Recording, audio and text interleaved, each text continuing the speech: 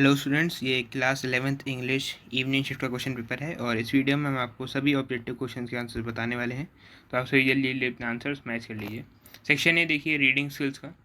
आप सभी इस पैराग्राफ को पढ़ लीजिएगा। अभी हम आपको इसके आंसर्स बता देते हैं। पहला का सवाल, what is the official length of marathon? इसका correct answer option B 42.195 kilometre. Second question, what is hitting the wall in marathon meaning? इसका correct answer option C a sudden drop in energy.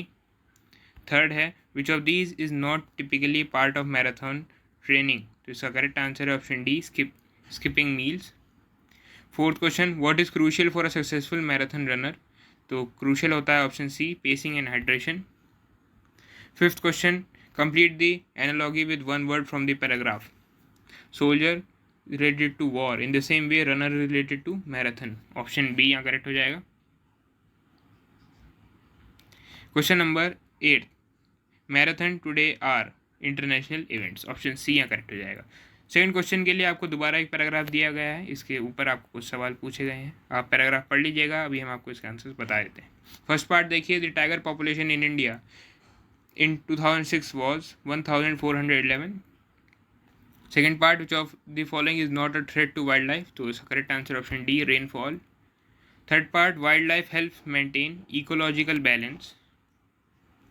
Fourth question, what percentage decline in global wild life was reported since 1970? तो इसका correct answer option ए 69%। Third में भी आपको एक paragraph दिया गया है, लेकिन इसके ऊपर आपको नोट मेकिंग और समराइजिंग करनी है। अब इस वीडियो में हम आपको सिर्फ ऑब्जेक्टिव क्वेश्चन का आंसर बता रहे हैं। तो चलते हैं क्वेश्चन नंबर 4 पे, फिल इन द ब्लैंक्स। तो first part, by the time she arrived we had finished our dinner. Option A यहाँ करेक्ट हो जाएगा। तो sir second part, he was watching a movie when the lights went out.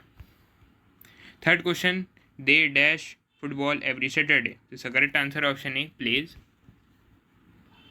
उसके बाद six part choose the correct passive form. They are watching a movie, तो इसकी जो correct passive form होगी वो होगी option C a movie is being watched by them. Seventh question, change to indirect speech by selecting correct option. He said I am going to the market. तो seventh question का correct answer होगा option C he said that he was going to the market.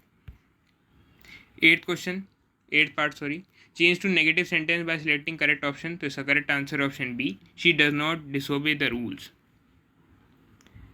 उसके बाद आपका six question, इसके अंदर आपको advertisement writing है ये। सेवेंथ क्वेश्चन में आपको पोस्टर बनाना था और एट्थ क्वेश्चन में आपको स्पीच राइटिंग के लिए दिया गया था। Ninth question debate writing. उसका आ जाते हैं हम अपने 10th क्वेश्चन पे, literature text book and supplementary reading text वाले पार्ट, सेक्शन सी। आप सभी को ये पोएम दी गई है, इसके बेसिस पे आपसे कुछ सवाल पूछे गए हैं। तो पहला पार्ट देखिए, whom does the big girl refer to. तो इसका करेक्ट आंसर है ऑप्शन ए पोएट्स मदर। इससे आता है आपका second part, find out the figure of speech use in the last line of the above extract. तो second part का correct answer है option C alliteration. Third part, what were the girls doing in the photograph? Paddling and posing for a picture. पहला part देखिए इसका, what is referred to as the engine of her family? तो इसका correct answer है option B mother bird.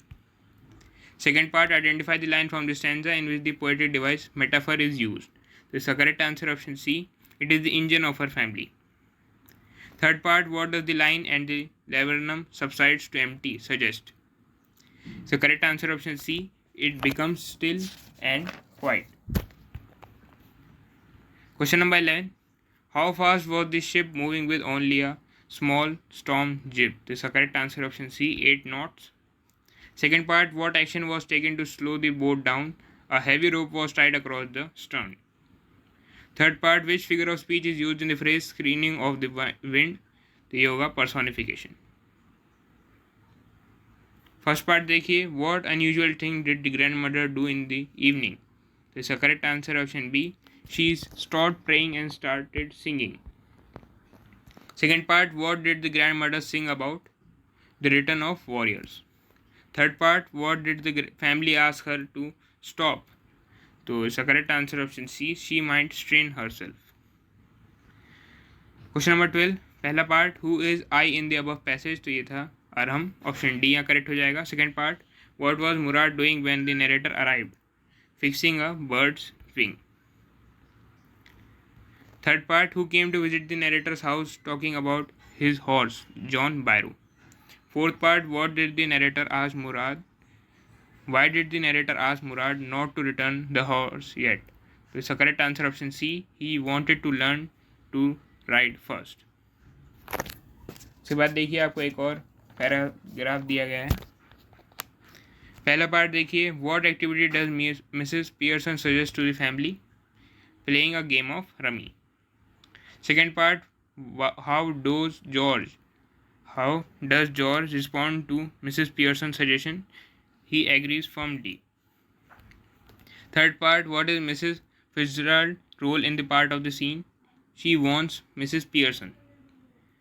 उसके बाद आता है option part fourth, how does Mrs Pearson react to Mrs फिtzgerald वार्निंग? She gets nervous.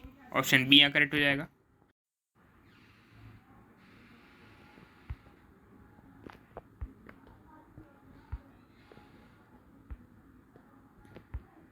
तो ये था आपका आज का question paper. Thank you for watching once more.